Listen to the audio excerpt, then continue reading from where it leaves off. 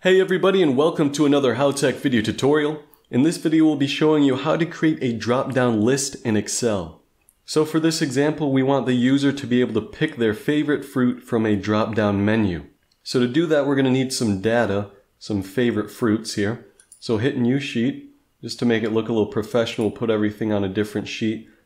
Let's say mango, pear, grapes, apple, and we'll leave it at that. And now we'll go back to our first sheet here, and we want to make sure that we have the cell that we want the menu to be in selected. So then we go under the Data tab, and we hit Data Validation, this top box here. And under Allow we're going to hit List, and our source is going to be, make sure you click in that box, it's going to be in our next sheet here. And select our data, and hit OK on that.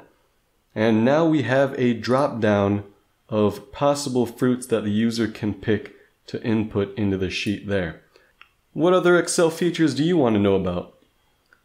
Thanks for watching. If you liked this video, don't forget to give it a thumbs up and subscribe to our channel. And make sure to press the bell button to be the first to know about our new videos.